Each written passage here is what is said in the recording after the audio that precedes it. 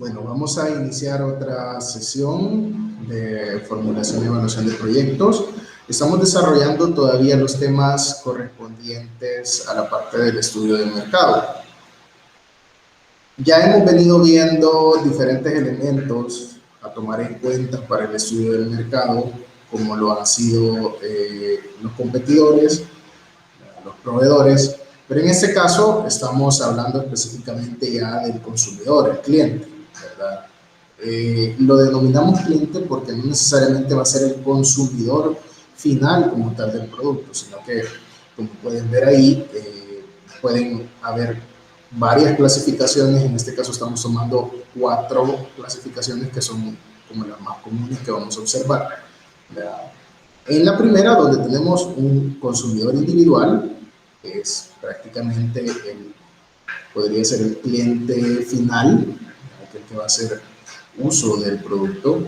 Consumidores industriales, ya que pueden ser otros clientes que van a utilizar o se van a encargar de transformar ese producto o servicio que nosotros estamos elaborando para elaborar sus propios productos o servicios. La cadena de comercialización, que es un mayorista o minorista que en todo caso se encargue de llevar los productos de un lugar a otro, y solo se encargue, como dice su mismo nombre, de la comercialización.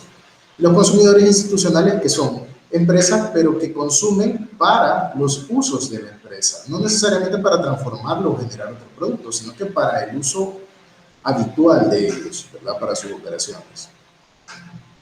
Entonces, si hablamos del consumidor individual, ¿verdad? Podemos encontrarnos con que podemos tener un producto no diferenciado, ¿verdad?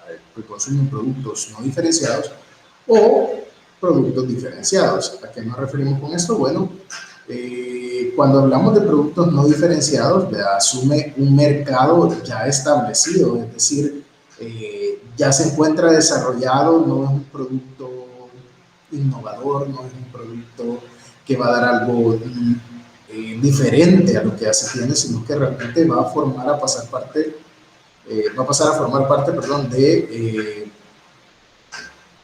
aquellos proveedores, ¿verdad? Nuestro producto va a pasar a ser parte de la gama de productos, ¿verdad? De los diferentes proveedores que están ofreciendo a este cliente, ¿verdad? Entonces este cliente va a poder consumir cualquiera de los productos que se tengan ahí sin mayor diferenciación, ¿verdad? Van a suplir las mismas necesidades y básicamente van a tener los mismos elementos, ¿verdad? El consumidor conoce el producto, ¿verdad? De sobremanera, pues ya sabe qué es lo que espera, ya sabe qué es lo que tiene, no hay mayor diferencia. La competencia se genera, ya que el cliente define sus preferencias muchas veces por la relación precio versus calidad. O sea, es decir, de aquellos elementos que él espera percibir en el producto, que ya conoce de sobremanera, los que ofrezcan mejor relación o mejor proporción entre lo que cobran por ello versus lo que ofrecen como tal, la calidad que se tiene, ese va a ser el que se queda en la mente del consumidor. No es indispensable en actividades de mercadeo, es decir, no van a hacer mucha diferencia, ¿verdad? Hay marcas que ya están establecidas en el cliente, aunque pues siempre los impulsos de mercadeo pueden hacer algo, pero por ejemplo,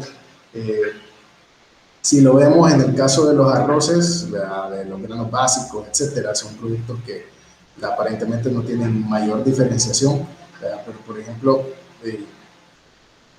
la publicidad que se pueda generar en el mercadeo a través de genera relativamente poco impacto, no va a ser que despunte una marca con respecto a otra, más bien viene, como ya lo hablábamos, de la relación entre, ok, cuántos centavos menos me cuesta este versus qué tan buen sabor tiene, su consistencia, etcétera. Y son cuestiones que ya se logran definir más a través de la prueba, ¿verdad? De los diferentes productos, de los diferentes oferentes, ¿verdad? Y que al final uno dice, bueno, ya probé todas estas marcas y al final me quedo con este porque es el que más me gusta y el que mejor se acomoda al precio que requiero. Cosa diferente para el cliente cuando tiene productos diferenciados. Eh, Hay un mayor análisis del consumidor, ¿verdad? Porque de repente tiene que poner a comparar aquellos beneficios y aquellas desventajas que pueda tener un producto contra otro, ¿verdad? Es importante identificar la demanda potencial porque a partir de esas características o de esas claves, ¿verdad?, que puedan tener ese producto, pueden impulsar más a que cierta porción del mercado me compre este producto en vez de este otro. Es importante determinar la ubicación geográfica del cliente en ese caso, porque para el producto diferenciado, pues vamos a tener que saber que si de repente aquellos que prefieren estas características o estos elementos diferenciadores que tiene mi producto, ¿verdad?, con respecto a los demás, pero los tengo demasiado lejos de donde yo voy a ofrecer el producto, ¿verdad?, entonces obviamente eso va a generar algún tipo de problema para la adquisición del producto, ¿verdad? Entonces obviamente voy a querer como producto diferenciado estar cerca de aquel segmento de mercado que le interesan mis elementos diferenciadores como producto para poder adquirirlo.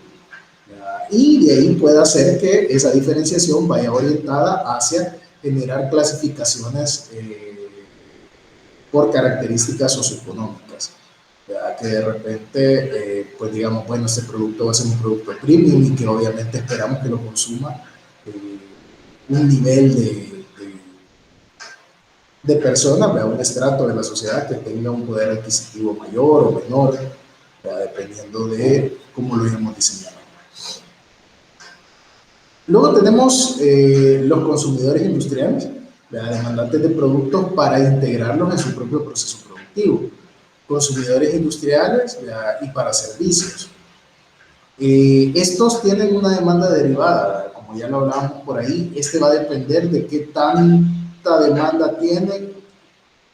Yo, si por ejemplo estamos hablando de mi empresa, ¿verdad?, como la empresa que va a proveer a estos clientes que son consumidores industriales, pues ellos a su vez tienen consumidores a los que van a tener que atender y dependiendo de la demanda que tengan ellos, así eso va a impactar en la demanda que nosotros podamos tener, ¿verdad? Entonces se rastrea en la mayoría de casos cuando el producto no va directo al consumidor final. Vamos a tener que empezar a entender cómo funciona la demanda de esas empresas que son las que me van a comprar a mí, ¿verdad? Entonces en ese caso pues tiene que haber como una mayor integración, ¿verdad?, conocer un poco cuál es el mercado de ese tipo de empresas para poder también anticiparme, o si en el caso pues se ha generado alguna integración de la cadena de suministro y yo tengo de algunas ventajas de poder conocer cuáles son sus stocks, como por ejemplo pasa con los supermercados y los grandes firmas de productos, ¿verdad?, como P&G, Unilever y todas esas marcas que de repente vienen y dicen, bueno, yo suplo directamente a los supermercados, ¿verdad? Entonces se fijan ahí, el consumidor es otro consumidor industrial, ¿verdad?, va a ser el supermercado que a su vez él le va a vender a otro grupo de productos, ¿verdad? En este caso quizás el ejemplo más idóneo no sería el supermercado porque vendría siendo como una red o una cadena de abastecimiento, pero un consumidor industrial más que nada vendría siendo otro que se encarga de manufacturar, ¿verdad?, pero que depende del consumo que tenga de sus clientes. Principales características de la demanda industrial, pues los requerimientos técnicos, ¿verdad?, son muy importantes, ¿verdad?, va a ser una base objetiva para la elección del producto, y pues vamos a depender de aquellos elementos que nuestro consumidor industrial determine importantes que tenga mi producto para yo poder elaborarlo probablemente a la medida de ellos, o de productos que de acuerdo a su composición y a sus características satisfagan las necesidades de ese tipo de consumidores. Requerimientos de entrega pues van a ser elementos importantes también, ¿verdad?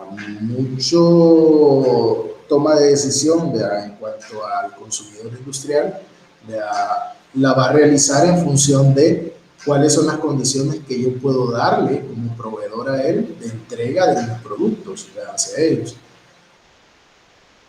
Las características del mercado, pues igual va a haber una concentración geográfica, hay un poder de compra, por ejemplo, si de repente estos consumidores industriales ya se encuentran en una zona específica, algún municipio, algún departamento, pues obviamente por cuestiones de localización, de costos, etcétera, van a buscar que sus proveedores estén cercanos a ellos. Entonces, obviamente, yo como oferente de mis productos, si el consumidor a quien yo le estoy apuntando, un consumidor industrial, pues obviamente voy a buscar estar cerca de la mayor cantidad de consumidores industriales que puedan adquirir mi producto.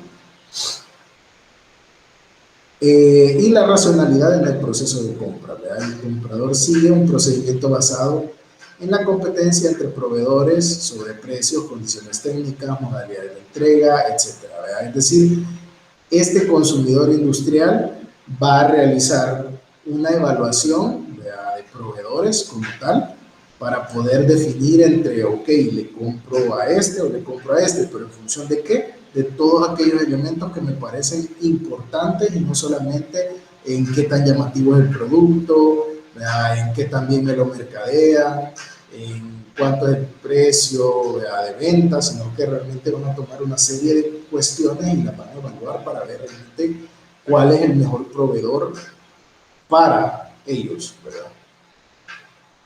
Por otra parte, tenemos la cadena de comercialización. Ahí sí estamos hablando de este tipo de agentes que vienen a ser comercializadores del producto, como el caso ahí sí de estas empresas, por ejemplo, comercializadoras de marcas que a su vez compran a otras plantas, o son parte, o son la parte de ventas de ese grupo de plantas productivas, que de repente yo tengo una planta para producción de consomé, yo tengo otra para condimentos, otra para cuestiones como pastas, ¿verdad? Entonces, todas esas empresas al final son proveedoras de el área comercial, ¿verdad? Una empresa comercial que pueda ser parte de un grupo, de un consorcio, ¿verdad? Pero que al final ellos proveen a este comercializador y este comercializador a su vez puede proveer a otros comercializadores más pequeños, ¿verdad? Supermercados, hipermercados, tiendas de conveniencia, salas de ventas, etcétera. Entonces se fijan, lo que vamos haciendo ahí es que al final cada uno de ellos va alimentándose de los pronósticos o de las tendencias de compra que tienen el siguiente eslabón, ¿verdad? Los siguientes eslabones de la cadena que vienen siendo comercializadores más grandes o más pequeños, ¿verdad? Pero que al final todos parten de la demanda que tienen de sus consumidores finales, y eso se viene rastreando a través de los diferentes eslabones de la cadena. Entonces, si nos es interesante, vean, necesitamos conocer cómo es que nos van a comprar, pero dependiendo del nivel en la cadena en donde estemos, por ejemplo, supermercados, pues reciben directamente al consumidor, ¿verdad? Pero si, por ejemplo, estamos hablando de, por ejemplo, Inverton, que provee a los supermercados, ¿verdad? Entonces lo que le interesa a Inverton es conocer cómo son las ventas, ¿verdad?, de su cliente, que en este caso es el supermercado X, ¿verdad? Y entonces trata de integrarse, de conocer cuáles son las estadísticas que ellos tienen, los pronósticos, etcétera, y con eso ellos formular sus propios pronósticos de cómo van a requerir por parte de los productores el tipo de productos, ¿verdad? Entonces, si somos el último eslabón, en el caso de los supermercados, sí nos interesa conocer mucho al cliente, al consumidor final, entender y clasificarlo de acuerdo a sexo, edad, domicilio, y todos los elementos que nos puedan ayudar a determinar cuáles son los hábitos de consumo que vamos a tener y poder estimar cuánto nos van a comprar. Entonces, en la cadena de comercialización, pues nos va a importar identificar las variables a seguir, ¿verdad? Desarrollar los perfiles de los segmentos, ¿verdad? Que se van a estar analizando, ¿verdad? La evaluación de los atributos de cada segmento, la selección de los segmentos más rentables y el desarrollo de estrategias y posicionamiento para los segmentos, ¿verdad? Entonces, obviamente estas cadenas de comercialización, como no necesariamente solo van a atender una marca o un producto, obviamente van a tener un abanico para atender a los diferentes segmentos del mercado, que nos interese llevarles nuestro producto y que tengamos opciones para ofrecerlo. Y por último tenemos el consumidor institucional, que se da cuando es una institución pública o privada que consume, pero para su uso, para su operación. Llámese, por ejemplo, materiales de limpieza, ¿verdad? Si por ejemplo es un restaurante, ¿verdad? Y que de repente yo necesito, ¿verdad?, consumir carne o cualquier otra cuestión, pero va en función de elaborar mi producto, ¿verdad?, como tal, o para la operación de mi empresa, ¿verdad? O por ejemplo, si son algún tipo de institución financiera, etcétera, y por ejemplo necesito papel, necesito papel contómetro, necesito tinta, necesito todas esas cuestiones. Si se fijan, las consume otra institución, ¿verdad?, pero es específicamente para su operación. Son productos que van a ocupar para ellos mismos, para generar otro servicio, pero que probablemente no necesariamente esos productos que van a consumir van a pasar a ser parte del servicio del producto como tal, sino que puede hacer que nos sirvan para el consumo interno, para operaciones internas solo de la operación de la institución como tal. Entonces, con respecto a la explicación de los tipos de clientes, llegaríamos hasta acá. En el siguiente video vamos a desarrollar ya la parte de la segmentación del mercado como tal.